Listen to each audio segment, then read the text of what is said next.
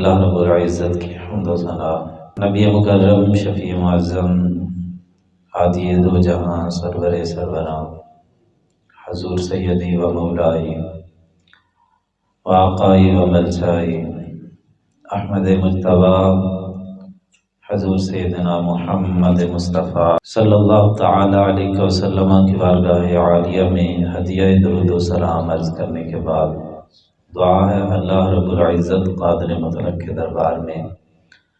مالک تعالی میرے دل و دماغ زبان اور نگاہ کو نفس اور شیطان کے شر سے اپنی کامل اور دائمی پناہ نصیب فرمائے۔ ہر وہ کلمہ کہنے کی توفیق عطا فرمائے جس میں خود راضی ہو، اس کا حبیب صلی اللہ تعالی علیہ وسلم راضی ہوں۔ ہر وہ کلمہ میری زبان پہ جاری نہ فرمائے جس میں خود ناراض ہو، اس کا حبیب صلی اللہ تعالی علیہ وسلم ناراض ہو۔ بیان حق میری زبان پہ جاری فرمائے، سن سنا کے مجھے اور آپ کو اپنے عقیدے اور اپنے عمل کی اصلاح کرنے کی توفیق عطا فرمائے۔ عزیز دوستو، آقا کریم علیہ الصلوۃ والتسلیم نے اللہ رب العزت کی طرف سے جو دعوت و تبلیغ کی ذمہ داری تھی اس کو کما حقہ کائنات تک پہنچایا۔ ایک اعلان ابتدائی طور پہ تھا جو نبی اکرم شفیع معظم صلی اللہ تعالی علیہ وسلم نے کوہ ابو قبیس پہ کھڑے ہو کے مکے والوں کو جمع کر کے فرمایا۔ پھر اس کے بعد خاص اعزاء و اقارب کو بلا کے بھی دعوت حق پہنچائی گئی۔ وَأَنذِرْ عَشِيرَتَكَ الْأَقْرَبِينَ کے تحت آقا کریم علیہ الصلوۃ والتسلیم نے اپنے اقربا کو بلا کے دین حق کا پیغام ان تک پہنچایا۔ اس کے بعد سرور عالم صلی اللہ تعالی علیہ وسلم نے جس حکمت اور دانائی کے ساتھ اسلام کے پیغام کو لوگوں تک پہنچایا، یہ اپنی مثال آپ ہے اور ایک لازوال سبق چھوڑ کے جاتا ہے امت کے لیے۔ ہمیشہ کسی بھی نظام کو قائم کرنے کے لیے جو صاحب اقتدار طبقہ ہوتا ہے ان کا بڑا کردار اور اہمیت ہوتی ہے۔ آپ 1000 بندہ عوام کا اکٹھا کر لیں، لیکن اس کی بجائے اگر آپ ایک بندہ صاحب اقتدار اپنے ساتھ ملا لیتے ہیں تو اس کی اہمیت کئی گنا بڑھ جاتی ہے۔ کریم آقا صلی اللہ تعالیٰ علیہ وسلم کی ابتدائی دعوت کے انداز کو بھی اگر دیکھیں تو نبی پاک صلی اللہ تعالیٰ علیہ وسلم کبھی طائف تشریف لے کے جاتے ہیں اور وہاں کے سرداروں کو پیغام توحید پہنچاتے ہیں، اور انہی میں سے ایک پیغام وہ تھا جو مدینے والوں کو پہنچا، اور پھر وہ اکٹھے ہو کے سرور عالم صلی اللہ علیہ وسلم کے پاس آئے، آقا کریم علیہ الصلوۃ والتسلیم کے ہاتھوں پہ بیعت کی۔ یہود کے قبائل کو نکال کے وہ تقریباً سارے کے سارے دائرہ اسلام کے اندر داخل ہو چکے تھے۔ یعنی اس سے یہ نتیجہ اخذ ہوتا ہے کہ جو صاحب اقتدار طبقہ ہوتا ہے اس کا ساتھ مل جانا یہ بڑی اہمیت کا حامل ہوتا ہے۔ میں عموماً مثال دیا کرتا ہوں، 100 مولوی اکٹھے ہو کے ساری رات تقریر کرتے رہے، ممکن ہے چند لوگوں پہ اثر بھی ہو جائے، لیکن یہی ایک بندہ جو صاحب اقتدار ہو، بڑے اقتدار کو تو چھوڑ دیں، چھوٹے اقتدار کو ہی لے لیں، SHO ہی آ جائے اور وہ آ کے اعلان کرے کہ بھی جس نے نماز نہ پڑھی اس کی لتر پریڈ ہوگی، تو اب وہ 100 مولویوں کا واعظ و نصیحت اور ان کی تقریریں ایک طرف، اور وہ ایک SHO کا جو دبکہ ہے اس کی اہمیت زیادہ ہو جائے گی۔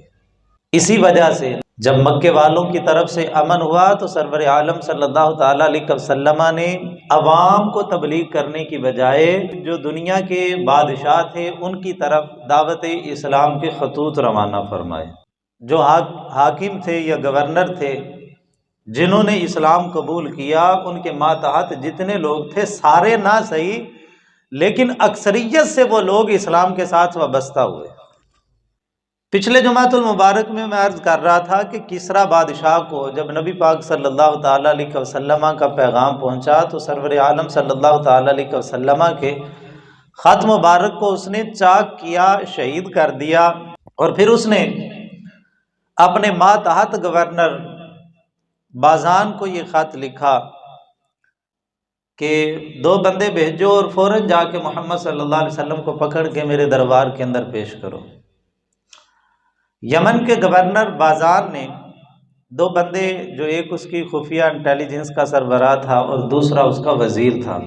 دونوں کو روانہ کیا۔ دونوں مدینہ نور کے اندر آئے۔ میں نے پچھلے جمعۃ المبارک میں مختصراً عرض کیا تھا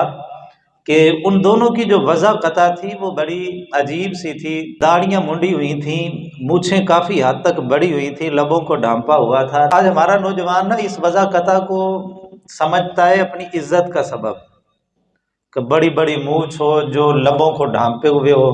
وہ سمجھتا ہے میں پتہ نہیں کیا بلا بن گیا ہوں۔ وہ تو بلا نہیں بنا، یہ تو وہ وضع ہے کہ میرے مصطفیٰ کریم علیہ السلام اس کو نظر حقارت سے دیکھتے ہیں، بلکہ سرور عالم صلی اللہ علیہ وسلم تو اس بندے کو دیکھنا پسند نہیں فرماتے۔ وہ دونوں بندے آئے، حضور نے دیکھا ہی نہیں، رخ مبارک پھیر لیا اور پھر فرمایا ویلکما، تمہیں تباہی ہو، برباد ہو جاؤ، یہ کیا وضع بنائی ہے؟ انہوں نے کہا جی ہمارے رب کسریٰ نے ہمیں حکم دیا۔ فرمایا میرے رب نے تو مجھے داڑیاں بڑھانے اور مونچھیں پست رکھنے کا حکم دیا۔ اچھا بات کیا، وہ انہوں نے پیغام پہنچایا کہ جی بادشاہ آپ کو بلا رہا ہے، آپ کو جانا پڑے گا۔ حضور نے فرمایا کل بات کریں گے۔ اگلا دن ہوا تو نبی پاک صلی اللہ علیہ وسلم نے فرمایا کہ آج رات کو تمہارے رب کو میرے رب نے قتل کر دیا۔ تو وہ کہنے لگے جی آپ کو کس نے بتایا؟ فرمایا میرے رب نے مجھے بتایا۔ وہ کہنے لگے جی کیا آپ ذمہ دار ہیں اس خبر کے؟ فرمایا ہاں میں پوری ذمہ داری سے یہ خبر دیتا ہوں۔ فوراً واپس گئے۔ جب حاکم یمن نے ان کو پوچھا بھی سناؤ کیا حالات ہے، انہوں نے کہا بھی انہوں نے تو یہ خبر دی ہے۔ تو وہ کہنے لگا اچھا پھر ابھی انتظار کرو۔ پھر اس نے نا ان دونوں سے مشاہدات پوچھے، کہنے لگا سناؤ تم مدینے میں رہ کے آئے ہو، وہاں کے حالات کیسے تھے؟ انہوں نے حالات بتائے کہ مصطفیٰ کریم علیہ السلام کے غلام ان کے ایسے ادب کرتے ہیں، ایسے ان کا احترام ہوتا ہے،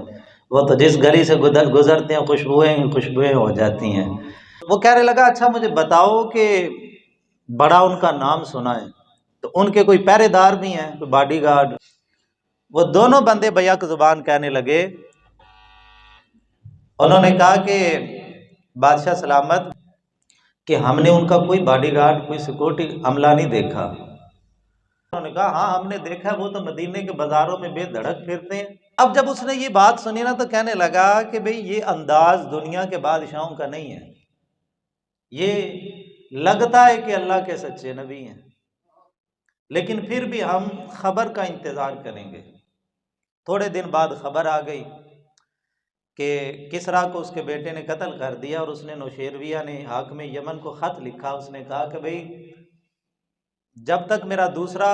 پیغام تمہیں نہ آئے، تم نے وہ جس کے بارے میں میرے باپ نے کہا تھا نا، ان کو تم نے تنگ نہیں کرنا۔ تو پھر جناب بازان جو یمن کے گورنر تھے، کسریٰ کے ماتحت علاقہ تھا، انہوں نے اسلام قبول کیا۔ وہ دونوں قاصدوں نے بھی اسلام قبول کیا۔ گورنر کے اسلام قبول کرنے کی برکت ایسی ہوئی کہ یمن کا کثیر علاقہ وہ مصطفیٰ کریم علیہ الصلوۃ والتسلیم کی غلامی کے شرف سے وابستہ ہو گیا۔ میں نے پچھلے جمعہ میں بھی عرض کیا تھا کہ دیکھیں تین طاقتیں اس دور کے اندر، چوتھی مکے کے کافروں کو ملا کے دو طاقتیں تھیں، روم اور ایران، تیسری طاقت تھی یہودی، اور چوتھی مکے والے، اور ان کے درمیان مسلمان تھے۔ مسلمان تو بالکل مخصوص اور چھوٹا سا طبقہ تھا اس وقت۔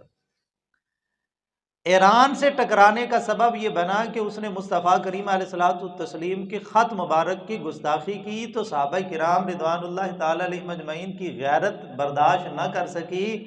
کہ جو کمینہ ہمارے پاک پیغمبر صلی اللہ علیہ وسلم کے خط مبارک کی گستاخی کرے، ہم اس کو ایسے ہی چھوڑ دیں۔ ایک طاقت سے ٹکرانے کا سبب تو یہ بنا۔ اسی طریقے سے نبی پاک صلی اللہ علیہ وسلم نے دیگر خطوط، میں نے پہلے عرض کیا تھا کہ تقریباً 200 سے زائد خطوط کریم آقا صلی اللہ علیہ وسلم نے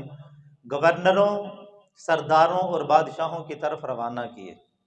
دمشق کا جو گورنر تھا، حارث غسانی اس کا نام تھا، اس کی طرف خط دے کے حضرت شجاع بن وہب رضی اللہ تعالیٰ عنہ کو روانہ کیا گیا۔ آپ وہاں پہ کئی دن مقیم رہے لیکن ملاقات نہ ہو سکی۔ تو اسی دوران اس کے وزیروں سے ملاقاتیں ہوتی رہیں۔ روم کا ایک وزیر تھا، اس کا مرہ اس کا نام تھا، اس کے دل میں اسلام کی محبت پیدا ہو گئی۔ اس نے حضرت شجاع بن وہب کی دعوت کی، بلایا اور تنہائی میں بٹھا کے نہ پوچھنے لگا، کہنے لگا سناؤ جس نبی کا پیغام لے کے آئے ہو وہ کیسے ہیں؟ جب سرور عالم صلی اللہ علیہ وسلم کا ذکر خیر سنا نا تو اس کی آنکھوں میں آنسوؤں کی لڑیاں جاری ہو گئیں۔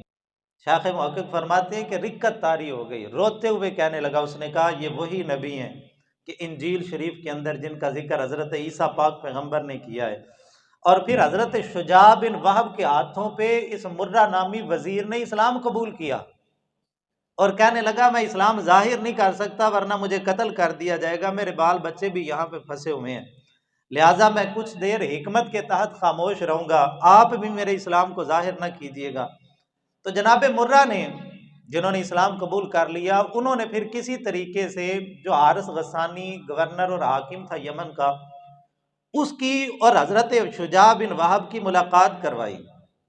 جب نبی پاک صلی اللہ علیہ وسلم کا خط شریف اس نے پڑھا نا تو اس نے غصے میں آ کے نا سرور عالم صلی اللہ علیہ وسلم کا خط مبارک زمین پہ گرا دیا۔ تو اپنے سپہ سالار کو حکم دیا کہ فوراً فوج کو تیار کریں اور ہرقل روم کو خط لکھا کہ میری مدد کے لیے فوجی بھیجو، میں نے مدینے پہ حملہ کرنا ہے۔ جب ہرقل کو خط پہنچا رہا اس نے کہا باز آ جا، کیونکہ ہرقل سمجھتا تھا کہ مصطفیٰ کریم علیہ السلام اللہ کے سچے نبی ہیں۔ اور پھر جناب شجاع بن وہب واپس جب روانہ ہونے لگے تو یہی وزیر حضرت مرہ رضی اللہ تعالیٰ عنہ انہوں نے دعوت کی، ان کو تحائف دی اور کہنے لگے حضرت جب حضور کی بارگاہ میں جائیے نا تو مجھ غلام کا سلام حضور کو پیش کیجیے گا۔ نبی پاک صلی اللہ علیہ وسلم تک جب حالات پہنچے، سرور عالم صلی اللہ علیہ وسلم نے فرمایا مرہ سچے دل سے اسلام لایا، یعنی ان کے اسلام کی تصدیق حضور نے کی۔ اور پھر فرمایا کہ جو حاکم دمشق حارث غسانی تھا، فرمایا کہ وہ ہلاک ہو گیا، اس کی سلطنت بھی ٹکڑے ٹکڑے ہو گئی۔ اور پھر فتح مکہ کے سال یہ جہنم واصل ہوا، اور اس کے بعد دوسرا بندہ جو اس کے تخت پہ بیٹھا ٹھیک 3-4 سال بعد وہ بھی قتل ہو گیا، اور اس سلطنت پہ پھر اللہ رب العزت نے مسلمانوں کا جھنڈا لہروا دیا۔ اسی طرح نبی پاک صلی اللہ علیہ وسلم نے یمامہ کے گورنر کو خط لکھا۔ یمامہ یہ عرب کا حصہ ہے مگر اس دور میں یہ ایران کے زیر اقتدار تھا۔ اب یہ سارے خطوط کو میں نے پہلے جو ابتداء عرض کیا کہ عوامی طور پہ بندہ 1000 کوششیں کرے ان کی وہ حیثیت اور حقیقت نہیں بنتی جو بندہ ایک اقتدار والا کوشش کرتا ہے نا۔ یار میرے نبی کی وراثت صرف مسلح تو نہیں ہے کہ جو مولوی ہے اس کے کپڑے بھی شریعت کے مطابق ہوں، اس کی داڑھی بھی شریعت کے مطابق ہو، اس کے جناب والا سر کی پگڑی بھی شریعت کے مطابق ہو، اس کے پورے سر کے بالوں سے لے کے پاؤں کے ناخنوں تک لوگ ایکس رے کرتے ہیں، یہ چلتا کیسے ہے، یہ بیٹھتا کیسے ہے، یہ کلام کیسے کرتا ہے، یہ معاملات کیسے کرتا ہے، اس کی ایک ایک چیز کو دیکھتے ہیں۔ بھائی کیوں؟ یہ مصلی رسول کا وارث ہے، اور مصلی رسول یہ چھوٹی امامت ہے، تخت رسول یہ بڑی امامت ہے۔ چھوٹی امامت پہ کھڑے ہونے والے کی ایک ایک چیز کو بغور دیکھتے ہیں، اور جو بڑی امامت پہ جس کو بٹھانا ہے وہ جو چور اچکا اور کمینہ اور فراڈیا ہم لا کے اس کو تخت رسول پہ لا کے بٹھا دیتے ہیں، اور ووٹ دیتے ہوئے اور اس کی حمایت کرتے ہوئے اس کے نام کے نعرے لگاتے ہوئے ہم ذرہ برابر بھی کبھی دل کے اندر خیال نہیں آتا کہ کل قیامت کے دن اگر رب قدوس نے پوچھ لیا، جو حدیث پاک میں آتا ہے، فرمایا ظالم کو قلم پکڑانے والا وہ بھی اس کے ساتھ جہنم میں پھینکا جائے گا۔ اگر قیامت کو رب نے پوچھ لیا بھئی کدے نہ دے نعرے لاندے سو، تو ہمارا شمار کس کھاتے میں جائے گا؟ مجھے نہیں پتا کہ 7 دہائیوں سے جو ہمارے ملک پہ مسلط لوگ ہیں ان کی کردار کیسے ہیں۔ تو اگر کل قیامت کے بار کیا نبی اکرم شفیع معظم صلی اللہ تعالی علیہ وسلم نے جو یمامہ کے والی تھے ہودہ بن حنیفی،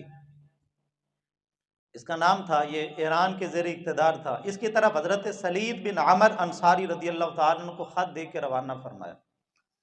اس کو بھی دعوت اسلام دی اور خبر دی، فرمایا کہ ان قریب میرا دین ہر اس جگہ پہ پہنچ جائے گا جہاں تک اونٹ بکری اور گھوڑے کے پاؤں پہنچتے ہیں، یعنی جہاں تک آبادی ہے وہاں تک میرے دین کا پیغام پہنچے گا۔ اب خط پڑھنے کے بعد نا اس نے کہا کہ بھی میں سوچ کے جواب دوں گا۔ چند دن حضرت سلید ٹھہرے رہے اور پھر اس نے بلوایا، تحائف دیے اور جوابی خط لکھا اور جوابی خط میں نا خود اپنی تعریفیں کرنے لگا، اور نے کہا جی میں اپنی قوم کا مشہور سردار ہوں، شاعر بھی ہوں، لوگ میری بڑی عزت کرتے ہیں، عرب میں میرا بڑا نام ہے، میرے نام کے ڈنکے بجتے ہیں، میں یہ ہوں، میں وہ ہوں، بڑی تعریفیں اپنی حضور کو کر کے پیش کر رہا ہے۔ اور پھر آخر میں لکھنے لگا، کہنے لگا جی اگر آپ اپنی حکومت میں مجھے شریک کر لیں تو پھر میں آپ کے دین کے اندر داخل ہو جاتا ہوں۔ نبی اکرم شفیع امام باقری فرماتے ہیں کہ جب عہدہ نے یہ بات کی نا تو ایک عالم بیٹھے ہوئے تھے وہاں پہ، عیسائی عالم، اس نے پوچھا بھی تو نے اسلام قبول کیوں نہیں کیا؟ تو وہ کہنے لگا جی مجھے ڈر تھا کہ میرا ملک چھین نہ جائے، اور مجھے اپنے دین سے محبت بھی بڑی ہے، اور تیسری بات یہ کہ میں اپنی قوم کا سردار ہوں، مجھے اپنی سرداری سے بھی بڑی محبت ہے۔ تو وہ عیسائی عالم کہنے لگے، فرمانے لگے کہ اگر تم ان کی پیروی کرتے نا تو وہ ہرگز تمہیں تمہارے ملک سے محروم نہ کرتے، کیونکہ جب انہوں نے کہہ دیا کہ اگر اسلام قبول کرو گے تو تمہارا ملک تمہارے پاس رہے گا، تو وہ اللہ کے نبی ہیں، اور نبی کبھی اپنے وعدے کی خلاف ورزی نہیں کیا کرتے۔ اور دوسرا فرمایا تجھے اپنے دین سے بڑی محبت ہے، حضرت عیسیٰ علیہ السلام کا کلمہ تو نے پڑھا ہے، لیکن تجھے پتہ نہیں ہے انجیل شریف گواہ ہے کہ حضرت عیسیٰ پاک پیغمبر بتا گئے تھے کہ ایک نبی آنے والے ہیں جن کا نام احمد ہوگا، فرمایا کہ اگر میں بھی ان کے دور میں ہوں تو میں بھی ان کا کلمہ پڑھ کے ان کی امت کے اندر داخل ہو جاؤں گا۔ فرمایا جب ہمارے نبی ان کا امتی بننے کا جب وہ شوق رکھتے ہیں تو پھر تو کون ہوتا ہے؟ اپنے نبی سے بھی بڑھ گیا تو فرمایا کہ حضرت عیسیٰ علیہ السلام نے ان کی بشارت بھی دی اور ان کی اطاعت کا حکم بھی فرمایا، لیکن بہرکیف نبی اکرم شفیع معظم صلی اللہ علیہ وسلم تک یہ پیغام پہنچا۔ حضرت سلید بن عامر انصاری گئے، حضور وہ کہتا ہے جی اگر آپ اپنی سلطنت میں مجھے شریک کر لیں، روایت میں آتا ہے حضور کے ہاتھ میں نا کھجور کی خشک شاخ تھی، فرمایا اگر وہ مجھ سے کھجور کی یہ خشک شاخ مانگے نا تو میں یہ بھی نہیں دیتا۔ مسیلمہ کذاب نے بھی یہی پیغام دیا تھا نا کہ آپ مجھے اپنی سلطنت میں شریک کر لیں تو پھر میں آپ کے دین کو قبول کرتا ہوں۔ تو نبی پاک صلی اللہ تعالیٰ علیہ وسلم نے فرمایا کہ ہم عہدہ مانگنے والے کو عہدہ نہیں دیا کرتے۔ حضرت صدیق اکبر نے عہدہ نہیں مانگا، میرے مصطفیٰ نے مصلی پہ کھڑا کیا، پھر مسلمانوں نے حضرت صدیق اکبر کے ہاتھ پہ بیعت کی۔ حضرت فاروق اعظم نے عہدہ نہیں مانگا، پھر حضرت صدیق اکبر نے ان کو امت کی خلافت کے لیے چن لیا اور یہ بھاری بوجھ ان کے کندھوں پہ لا کے رکھ دیا۔ حضرت عثمان غنی نے خلافت نہیں مانگی، مجلس شورا نے حضرت عثمان غنی کے ہاتھوں پہ بیعت کی اور ان کو مسلمانوں کا امیر اور خلیفہ نامزد کیا۔ حضرت مولا علی شیر خدا نے خلافت نہیں مانگی، بلکہ جس دن حضرت عثمان غنی شہید ہوئے مولا علی نے جا کے دروازہ بند کر لیا، لوگوں نے جا کے دروازے کو دستک دی، علی باہر نکلو ہم آپ کی بیعت کرنا چاہتے ہیں۔ فرمایا علی کو نہیں چاہیے خلافت، علی اس سے بری ذمہ ہے، میں تخت پہ نہیں بیٹھنا چاہتا، میں حکومت نہیں سنبھالنا چاہتا۔ مولا علی نے تو دروازے بند کر دیے تھے، فرمایا تم نے عثمان کے ساتھ جو کیا کل کو میرے ساتھ بھی وہی کرو گے، مجھے کوئی ضرورت نہیں ہے، میں بری ذمہ ہوں۔ اور پھر بدری صحابہ آئے تھے اور انہوں نے آ کے کہا تھا علی نکلو، ہم اب تجھ سے افضل کسی کو نہیں پاتے، اگر تم آج بھی چپ کر کے بیٹھ گئے کوئی نہ اہل خلافت کے تخت پہ آ کے بیٹھ گیا، کل قیامت کو حضور کو کیا جواب دو گے؟ پھر حضرت شیر خدا رضی اللہ تعالیٰ عنہ نے باہر نکل کے بیعت کو قبول کیا اور آپ نے اس خلافت کی بھاری ذمہ داری کو کندھوں پہ اٹھایا۔ تو خلافت کے نظام کے اندر جو حاکم اسلام منتخب ہوتا ہے وہ خود نہیں مانگتا، ہمارے تو منگتوں کی طرح جا کے مانگتے ان دنوں میں، باقی 5 سال نہیں ان کو پتا ہوتا کہ بھئی ہم نے کسی سے ووٹ مانگے تھے، 5 سال کے بعد جا کے فقیروں کی طرح در در پہ جا کے بھئی ہمیں بادشاہ بنا دیں، ہمیں ایم پی اے بنا دیں، ہمیں ایم این اے بنا دیں۔ اسلام کے اس نظام کو سمجھیں، وہ جس نے عرض کی تھی حضور مجھے شریک بنائیں اپنی حکومت کے اندر، یا کسی خاص علاقے کی گورنری مجھے عطا کر دیں، میرے مصطفیٰ نے فرمایا میں تو تجھے کھجور کا ایک دانہ نہیں دیتا، تو گورنری کی بات کرتا ہے۔ یہ ہے اسلامی نظام حکومت، جو مانگے اس کو نہ دو۔ مسلمہ نے جب کہا تھا نا کہ حضور مجھے خلافت میں مجھے اپنی سلطنت میں شریک کریں، تو میرے مصطفیٰ کریم علیہ السلام نے 2 ٹوک الفاظ میں فرمایا نہیں یہ نہیں ہو سکتا، جو عہدہ مانگے ہم اس کو عہدہ نہیں دیتے۔ علامہ اقبال فرماتے ہیں جمہوریت وہ طرز حکومت ہے کہ جس میں بندوں کو گنا کرتے ہیں تولا نہیں کرتے۔ فرمایا اسلامی نظام وہ ہے جس میں بندے گنے نہیں جاتے، اگر گنتی ہوتی تو کربلا کے میدان میں تو یزید جیتتا تھا، ادھر 72 تھے ادھر 22,000 تھے، بلکہ تمام تاریخ انسانیت کو دیکھیں हक परस्त अल्लामा इकबाल ने फरमाया था, हुई ना आम जहां में कभी हुकूमत इश्क, सबब यह है कि मोहब्बत ज़माना साज नहीं। फरमाया मोहब्बत वालों की ज़माने से नहीं लगती, जो ज़माने के यार होते हैं उनकी मोहब्बत वालों से नहीं लगती, जो मोहब्बत वाले होते हैं वो दुनिया के असूलों को पेश नज़र नहीं रखते। मेरे भाई यही तो इस्लामी निज़ाम हुकूमत है। वो जो इकबाल ने कहा ना कि जमहूरियत वो तर्ज हुकूमत है कि जिसमें बंदों को गिना करते हैं, तोला नहीं करते। जमहूरियत के अंदर एक कंजरी का वोट और अल्लामा इकबाल का वोट एक बराबर, और दो कंजरियां हो जाएं तो अल्लामा इकबाल की राय मुस्तर्द और कंजरियों की राय उसको फोकियत दी जाएगी। लेकिन इस्लाम ये कहता है हजार करोड़ अरब खरब बंदे इकट्ठे हो जाएं, हजरत सिद्दीक अकबर का मुकाबला कर सकते हैं? तो यार हजारों बंदों का मशवरा एक तरफ हो, अबू बकर सिद्दीक का मशवरा एक तरफ हो, हजारों करोड़ों के मशवरे को मुस्तर्द किया जाएगा और हजरत सिद्दीक अकबर के मशवरे को फौकियत दी जाएगी। और जो दीन की समझ बूझ रखने वाला है, भाई मजलिस शूरा जो हजरत फारूक आजम ने कायम की थी वो क्या थी? वो यही तो था। ये साहिब फाहम फरासत लोग हैं, ये दीन की समझ बूझ रखने वाले लोग हैं, और ये 6 के 6 बंदे वो हैं कि नबी पाक सल्लल्लाहु अलैहि वसल्लम जब दुनिया से गए थे तो इनको जन्नत की बिशारत भी दे के गए थे और इनसे राजी होके गए थे। तो ये बंदे इकट्ठे होके अपने में से ही एक अमीर को मुंतखब करेंगे। तबारक जिसने कहा था ना हुजूर मुझे अपनी सल्तनत में शरीक करें, मेरे मुस्तफ़ा ने फरमाया हम तो खुदा मांगने वालों को नहीं देते, खजूर की शाख भी मांगोगे तो नहीं देंगे, एक खजूर का दाना मांगोगे तो वो नहीं देंगे। फिर सरवर आलम सल्लल्लाहु अलैहि वसल्लम ने बहरीन के हाकिम मुंजर बिन सावा रदियल्लाहु ताला अन्हु, इन्होंने इस्लाम कबूल किया, इनकी तरफ खत रवाना किया। हजरत अला बिन हदरमी रदियल्लाहु ताला अन्हु गए, इसने इस्लाम कबूल किया हजरत मुंजर बिन सावा रदियल्लाहु ताला अन्हु ने,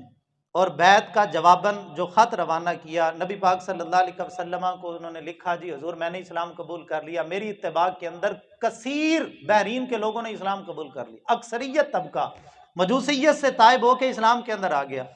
नबी पाक सल्लल्लाहु अलैहि वसल्लम से उन्होंने पूछा था कि हुजूर अब यहाँ पे जो कलील तबका है, जो जिम्मी है, जो मजूसी हैं, जो अपने दीन पे कायम है, हुजूर उनके साथ क्या सलूक करें? तो नबी पाक सल्लल्लाहु अलैहि वसल्लम ने जवाबी खत लिखा, फरमाया जिन्होंने इस्लाम कबूल कर लिया वो उनमें जो मालदार लोग हैं उनसे ज़कात वसूल करो, उनसे उशर वसूल करो, और जो अब गरीबों से ज़कात भी नहीं है, उशर भी नहीं है। ये तो जमहूरी निज़ाम है ना, जिसमें गरीबों से टैक्स लेके जब अमीर लोगों की लैट्रीनों के एसी चलाए जाते हैं। इस्लाम के निज़ाम के अंदर जब हाकिम अम्मान की तरफ नबी पाक सल्लल्लाहु अलैहि वसल्लम ने खत रवाना फरमाया था तो वहाँ के गवर्नर के भाई ने, जो नबी पाक सल्लल्लाहु अलैहि वसल्लम के साहबी हजरत अमर बिन आस गए थे, उनको पूछा था। उन्होंने कहा अभी तुम्हारा निज़ाम क्या है? तो हजरत अमर बिन आस ने कहा था भी हम निज़ाम ज़कात को नाफिज करते हैं। उन्होंने कहा जी ज़कात क्या है? उन्होंने कहा ज़कात ये है कि अपने इलाके के मालदार लोगों से माल वसूल करो और अपने इलाके के फ़कीर लोगों में तकसीम कर दो। उन्होंने कहा यार ये तो बड़ा अच्छा निज़ाम है, इसके लिए तो फिर टैक्स की भी ज़रूरत बाकी नहीं रहती।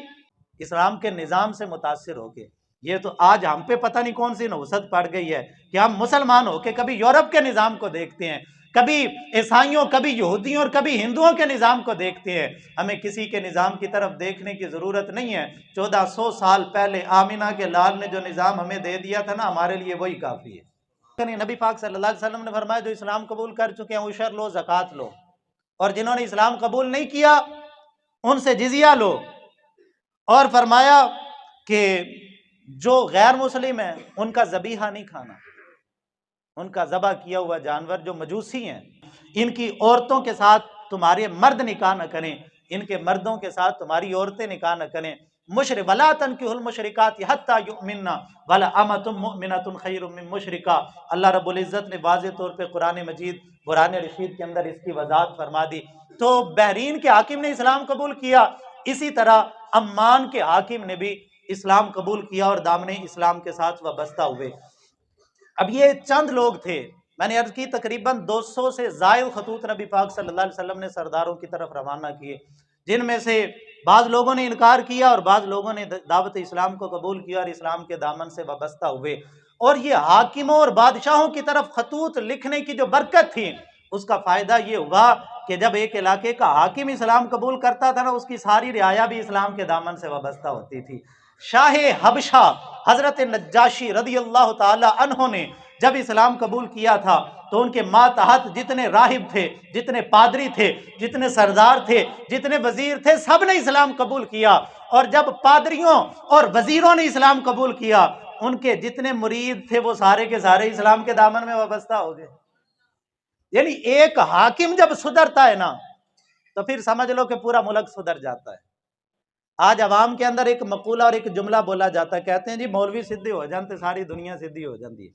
بھئی مولویوں کے سدھرنے سے معاملات نہیں سدھرتے، اگرچہ بڑا ہاتھ ہوتا ہے کیونکہ لوگ ان کی عزت کرتے ہیں، لوگ ان کو عزت کی نگاہ سے دیکھتے ہیں، لوگ ان کی پیروی کرنے کی کوشش کرتے ہیں، وہ پیر طبقہ ہو وہ مولوی طبقہ ہو،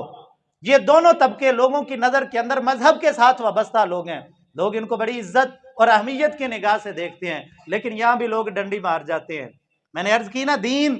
صرف جو ہے وہ مصلی نہیں دیتا، دین صرف مسجد نہیں سکھاتا، دین جہاں مسجد سکھاتا ہے، دین وہاں سیاست بھی سکھاتا ہے، دین وہاں تجارت بھی سکھاتا ہے۔ یہ کیا ہوا جی، مسجد کے معاملات تو مولوی سے پوچھیں، تجارت ہم اپنی مرضی سے کریں گے، تجارت میں سود کا نظام چلائیں گے، یہ کون سا تمہارا دین ہے؟ کلمہ تم نے عیسائی کا پڑھا ہے یا محمد الرسول اللہ کا پڑھا ہے؟ جب آمینہ کے لال کا کلمہ پڑھا ہے، پھر مسجد میں نماز بھی شریعت مطہرہ کے مطابق ہوگی، پھر بازار کے اندر دکانداری بھی شریعت کے اصولوں کے مطابق ہوگی، پھر جو حاکم ہوگا وہ بھی شریعت مطہرہ کے ماتحت ہوگا۔ یہ کیا ہوا جی، نماز تو مولوی کے پیچھے پڑھیں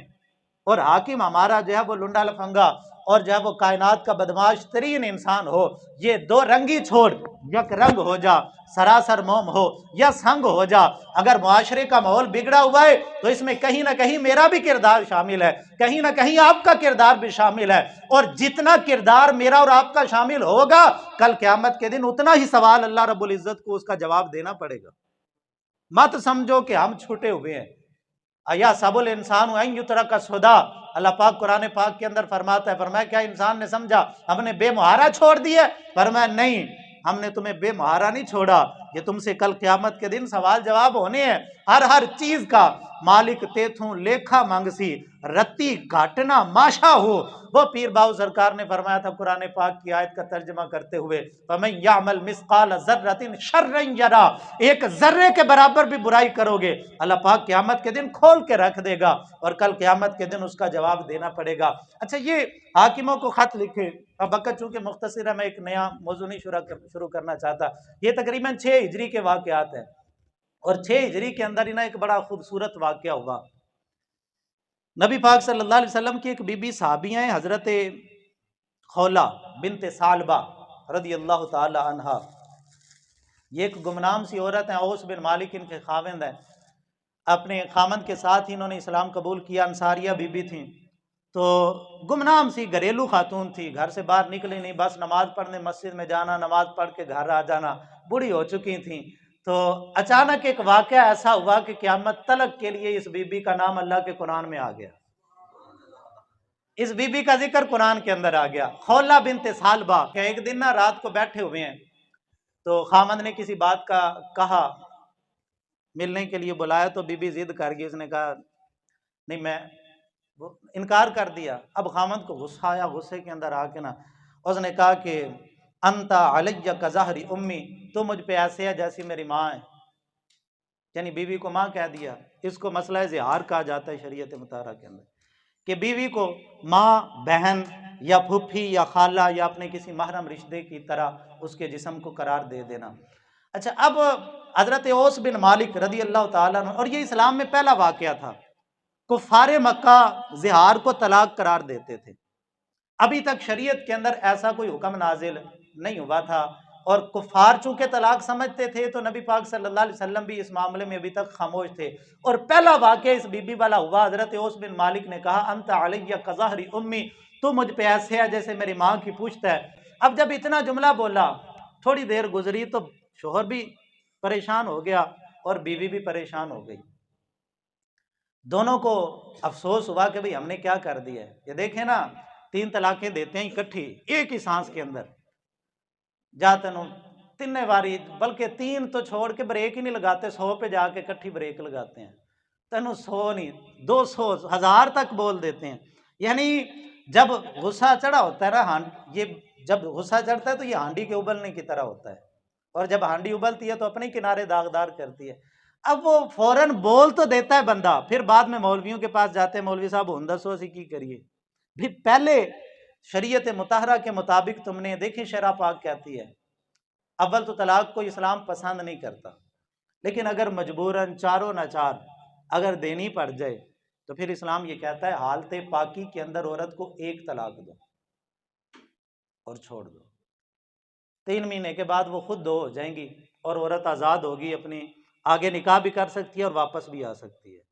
حدیث قرآن پاک کے اندر فرمایا طلاق مرتان، وہ بس یار 2 طلاقیں بڑی ہوتی ہیں، فَإِمْسَاكُمْ بِمَعْرُوفٍ أَوْ تَسْرِيحٌ بِإِحْسَان، چاہو تو پھر اچھے طریقے سے روک لو، چاہے تو اچھے طریقے سے چھوڑ دو۔ تو اسلام نے جو طریقہ کار منتخب کیا وہ یہ تھا کہ 2 سے آگے حد کو کراس نہ کرو، لیکن ہمارے نوجوان حد کراس کرتے ہیں، اور حد کراس کرنے کے بعد اب مولویوں کے پاس آتے ہیں، کہتے ہیں جی مولوی صاحب کوئی راہ کڈو۔ اب مولوی بیچارہ کیا راہ نکالے، اب پھر مجبور ہو کے نا بھابیوں کے پاس جاتے ہیں۔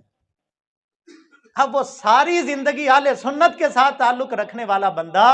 اب جب مصیبت پڑی تو اپنا مذہب ہی تبدیل کر لیا، اپنا مسلک کی تبدیل کر لیا، اور غیروں کے پاس جا کے فتویٰ لے لیا، اور وہاں چونکہ اس معاملے کے اندر رعایت دے دیتے ہیں، اور پھر کہتے ہیں جی کوئی نہیں جی، کبھی کوئی کہتا ہے جی غصے سے دیتی ہے۔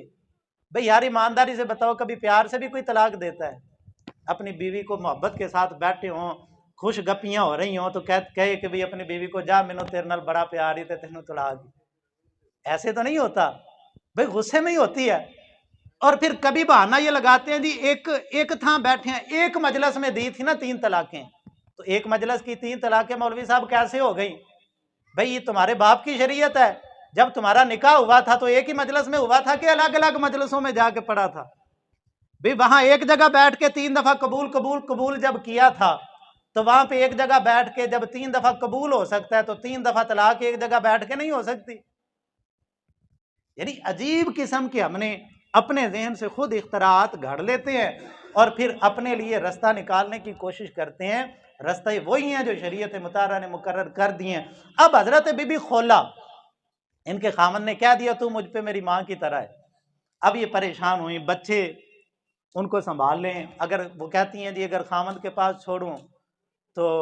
وہ ضائع ہو جائیں گے، ان کی پرورش کون کرے گا، اگر اپنے ساتھ رکھوں تو میرے پاس تو مال ہی نہیں ہے، وہ بھوکے مر جائیں گے۔ نبی پاک صلی اللہ تعالیٰ علیہ وسلم کی بارگاہ مقدسہ میں حاضر ہوئیں۔ حضرت عائشہ پاک فرماتی ہیں میں اس وقت نا اپنا سر دھو رہی تھی، تو یہ بی بی خولہ، مائی خولہ بنت ثعلبہ، یہ حضور کی بارگاہ میں حاضر ہوئیں، یا رسول اللہ صلی اللہ علیہ وسلم یہ میرے خامد نے یہ جملہ بول دیا ہے، تو حضور مہربانی فرمائیں اس معاملے میں مجھے حکم فرمائیں۔ تو نبی پاک صلی اللہ علیہ وسلم نے فرمایا بھی ابھی تک شریعت کے اندر اس بارے میں کوئی حکم نازل نہیں ہوا، معروف عرف کے مطابق اس کو طلاق سمجھا جاتا ہے، لیکن ابھی تک اسلام کے اندر اس کے بارے میں کوئی حکم نازل نہیں ہوا۔ تو کہنے لگی حضور دیکھیں نا میرے بچے اگر خامن پاس رہیں گے تو ضائع ہو جائیں گے، اور اگر میرے پاس آئیں گے تو بھوکے مر جائیں گے، تو مہربانی فرمائیں حضور جب وہ اس معاملے میں مجھے کوئی حکم بتائیں۔ تو نبی پاک صلی اللہ علیہ وسلم نے فرمایا خولہ شریعت تو میں اپنی مرضی سے نہیں بناتا، اگرچہ جو میں کہہ دوں وہ شریعت بن جاتی ہے، لیکن فرمایا تو جا کے اپنے رب سے شکایت کرنا، رب کی بارگاہ میں عرض کر۔ حضرت عائشہ پاک فرماتی ہیں وہ حضور سے نا آہستہ آواز میں بات کر رہی تھی، ایک ہی کمرہ ہے، عائشہ پاک اسی میں سر دھو رہی ہیں، اسی میں حضور بیٹھے ہوئے ہیں، اسی میں مائی خولہ بنت ثعلبہ حضور سے سرگوشیاں کر رہی ہیں۔ اماں پاک فرماتی ہیں میرے کانوں تک آواز نہیں گئی، حضور نے فرمایا چل جا کے رب کو سفارش پیش کر۔ تو مائی خولہ بنت ثعلبہ اماں پاک فرماتی ہیں اسی کمرے کے ایک کونے میں گئیں، مصلی بچھا لیا، مصلی تو نہیں اس دور میں ہوتے تھے، وہاں تو جہاں سر جھکا لیا وہی مصلی بن گیا۔ تو بی بی خولہ بنت ثعلبہ نے جا کے زمین پہ سر رکھا، اور عائشہ پاک فرماتی ہیں کہ وہ بار بار یہ کہہ رہی تھی اللہ مہربانی فرما، میری حالت پہ رحم فرما، اور فرماتی ہیں کہ نہ میں نے جو حضور سے باتیں ہوئی وہ سنی، نہ جو اللہ رب العزت کی بارگاہ میں شکایتیں کر رہی تھی وہ سنی، وہ اللہ رب العزت کی بارگاہ میں روئے جا رہی تھی، تڑپی جا رہی تھی، آہوازاریاں کر رہی تھی، بلک رہی تھی، تڑپ رہی تھی۔ اللہ کو اپنی بندی پہ بڑا پیار آیا، بڑا رحم آیا، اور رب کائنات نے قرآن مجید کے 28ویں سورے کی پہلی آیتوں کو نازل فرما دیا۔ قد سمع اللہ قول التی تجادلک فی زوجہا، اس سورت کا نام ہے سورۃ المجادلہ، 28ویں پارے کی پہلی سورت جو ہے اس کا نام ہے سورۃ المجادلہ۔ مجادلہ کہتے ہیں لڑنے والی عورت کو، لڑنے والی جھگڑنے والی عورت کو۔ تو وہ بی بی چونکہ اللہ تعالیٰ سے جھگڑ رہی تھی، جھگڑا کر رہی تھی، ناز کر رہی تھی اللہ کی بارگاہ میں۔ اب قرآن کی جو سورت اس بی بی کے حق میں نازل ہوئی، رب قدوس نے اس سورت کا نام ہی سورۃ المجادلہ رکھ دیا، اور اس سورت کی پہلی آیت کے اندر ہی اس بی بی کا ذکر آیا، قد سمع اللہ قول التی تجادلک فی زوجہا، جو اپنے خامند کے بارے میں اللہ رب العزت کی بارگاہ میں ناز سے جھگڑے کر رہی تھی، اللہ تعالیٰ نے اس کی بات کو سن لیا۔ اما عائشہ پاک فرماتی ہیں میری زبان سے نکلا واہ سبحان اللہ، واہ سبحان اللہ، مالک تیری سماعت پہ قربان جاؤں، مائی نے حضور سے بات کی میں نے نہیں سنی، اس نے سجدے میں سر رکھ کے تجھ سے بات کی میں نے نہیں سنی، میں اسی کمرے میں موجود ہوں، لیکن تیرے سننے پہ قربان جاؤں، جو بات ایک کمرے میں رہ کے میرے کان نہیں سن سکے اس کلام کو اور اس بات کو تو نے سماعت کر لیا۔ تو پھر فرمایا کہ اللہ رب العزت نے اس کا حکم نازل فرمایا، اور فرمایا اب اسی صورت کی اگلی آیات ہیں، وقت مختصر ہے، اب جو ہے نا اللہ رب العزت نے حکم نازل فرمایا غلام آزاد کرو، 2 مہینے کے روزے رکھو، تو یا پھر 60 مسکینوں کو کھانا کھلاؤ۔ آقا کریم اب وہ مائی سجدے میں، اما عائشہ پاک فرماتی ہیں واہ قربان جاؤں اللہ رب العزت کی کرم نوازیوں پہ، اس نے ابھی سجدے سے سر نہیں اٹھایا، حضور پہ وحی کی کیفیت طاری ہوئی، میں نے جا کے اس کی کمر پہ ہاتھ پھیرا، میں نے کہا اماں چپ کر جا، پریشان نہ ہو، حضور پہ وحی کی کیفیت طاری ہو گئی ہے، اللہ کا حکم اتر رہا ہے۔ اب وہ مائی کہتی ہے کہ بھائی پریشان ہو گئی، سجدے سے سر اٹھایا، نبی پاک صلی اللہ علیہ وسلم کی وحی کی کیفیت ختم ہوئی، حضور وہ مائی کہتی ہے میں پریشان تھی، پتہ نہیں کیا حکم آتا ہے، پتہ نہیں کیا حکم آتا ہے، اچانک حضور مسکرائے، اماں کہتی ہے جب حضور مسکرائے نا میں سمجھ گئی حکم میرے حق میں ہی نازل ہوا ہے۔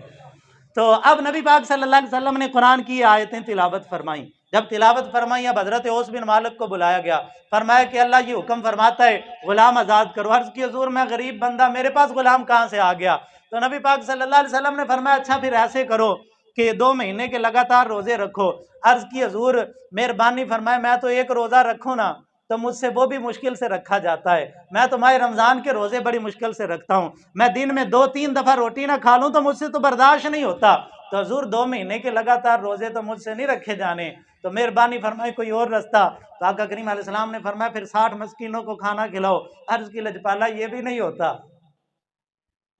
پورا مدینہ جانتا ہے میں بڑا غریب بندہ ہوں، میں بچوں کا پیٹ مشکل سے پالتا ہوں، تو حضور میں کیسے جب وہ 60 مسکینوں کو کھانا کھلاؤں؟ تو حضرت اما خولہ فرماتی ہیں کہ اسی اثناء میں نبی پاک صلی اللہ علیہ وسلم کی بارگاہ میں کھجوروں کا ایک ٹوکرا پیش کیا گیا۔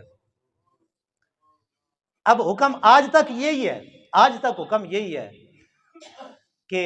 جب وہ اس کے 3 ہی حکم ہیں، یا تو غلام آزاد کرو جو آج کل نہیں ہوتا، 2 مہینے کے لگاتار روزے رکھو، یا پھر 60 مسکینوں کو کھانا کھلاؤ اگر زہار والا کوئی جملہ زبان سے نکل جاتا ہے، اس کے علاوہ شریعت کا کوئی حکم نہیں ہے۔ لیکن میرے رب نے پھر اپنے نبی کو بھی تو اختیار عطا فرمائے ہیں نا، میرے مصطفیٰ کریم علیہ الصلوۃ والتسلیم کو اللہ رب العزت نے وہ اختیار عطا فرمائے ہیں کہ سرور عالم صلی اللہ علیہ وسلم نے فرمایا اچھا اوس پھر تو کیا چاہتا ہے؟ عرض کی حضور میرے پاس تو ہے ہی کچھ نہیں، میں کہاں سے دوں؟ تو آقا کریم علیہ السلام کی بارگاہ میں نا کھجوروں کا ٹوکرا تھا، روایت کے اندر آتا ہے، علامہ غلام رسول سعیدی صاحب نے اس کو تفصیل سے لکھا کہ تقریباً 120 کلو کھجوروں کا ٹوکرا تھا، 120 3 من ہو گئی، 3 من وہ تھیں تو 3 مانی اور آ گئی، یعنی تقریباً 240 کلو کھجوریں سرور عالم صلی اللہ علیہ وسلم کی بارگاہ میں جمع ہو گئیں۔ تو آقا کریم علیہ الصلوۃ والتسلیم نے فرمایا چلو اب یہ کھجوریں پکڑو اور جا کے مدینے کے غریبوں میں تقسیم کر دو تو تمہارا کفارہ ادا ہو جائے گا۔ تو شیخ محقق علی الاطلاق، بخاری کی روایت اتنی ہے، بخاری کی روایت اتنی ہے کہ انہوں نے پھر وہ کھجوریں تقسیم کر دیں، لیکن شیخ عبدالحق محدث دہلوی اس سے اگلی بات کرتے ہیں، وہ فرماتے ہیں کہ اس صحابی نے ناز کے ساتھ نا اور عرض کی، انہوں نے کہا لجپالا مجھ سے بڑا تو پورے مدینے میں غریب ہی کوئی نہیں ہے، میں کس کو جا کے تقسیم کروں؟ کوئی مجھ سے زیادہ غریب ہو تو اس کو دو نا۔ تو سرور عالم صلی اللہ علیہ وسلم کی رحمت کا دریا جوش میں تھا، پھر میرے مصطفیٰ کریم علیہ الصلوۃ والتسلیم نے اپنے ان اختیارات کو استعمال کرتے ہوئے جو رب نے اپنے محبوب حکم کو عطا کیے ہیں، جس کے لیے جیسے چاہیں جب چاہیں اللہ کے حکم کو نرم بھی فرما دیں، اللہ کے حکم کو تبدیل بھی فرما دیں۔ میرے مصطفیٰ نے فرمایا کھجوریں اٹھاؤ، گھر لے جاؤ، خود بھی کھاؤ، بچوں کو بھی کھلاؤ، اپنے خاندان کے لوگوں کو کھلاؤ، خود کھا لو، خود کے کھانے سے بھی تمہارا کفارہ ادا ہو جائے گا۔ لیکن فرمایا یہ حکم تمہارے لیے ہی ہے، یہ نرمی تمہارے لیے، کسی اور کے لیے یہ نہیں ہے۔ باقی قیامت تلک کے لیے حکم وہی ہے کہ پھر یا تو 2 مہینے کے روزے ہیں یا پھر 60 مسکینوں کا کھانا ہے۔ یہ حکم زہار جو اترا نا، یہ سن 6 ہجری میں، جن ایام میں نبی پاک صلی اللہ علیہ وسلم نے شاہان عالم کو خطوط لکھے، یہ انہی ایام کا واقعہ اللہ۔ اور اس مائی کا نا حضرت عمر بڑا ادب کیا کرتے تھے۔ ایک دن بڑے بڑے سردار اکٹھے ہیں، حضرت عمر رضی اللہ تعالیٰ عنہ کی خدمت میں یہ مائی آ گیا، آپ رستے میں جا رہے ہیں، رستے میں جاتے جاتے نا وہ مائی آ گئی، عمر بات سنو، فرمایا اما حکم کرو۔ تو وہ کہنے لگی عمر میں تجھے جانتی ہوں، جب تو مکے کے بازاروں میں نا اونٹ چرایا کرتا تھا، پھر اللہ نے تجھے دولت اسلام سے مالا مال کیا، آج تجھے لوگ امیر المومنین کہتے ہیں، تو کہیں اس امارت پہ غرور کے اندر مبتلا نہ ہونا، اللہ سے ڈرتے رہنا۔ تو وہ سردار کہتے ہیں ہم حیران تھے، جب وہ مائی چلی گئی نا تو ہم نے کہا امیر المومنین یہ بوڑھی مائی آپ سے اتنی دلیری سے بات کر رہی تھی، آپ نے اس کو ٹوکا کیوں نہیں؟ تو حضرت عمر رضی اللہ تعالیٰ عنہ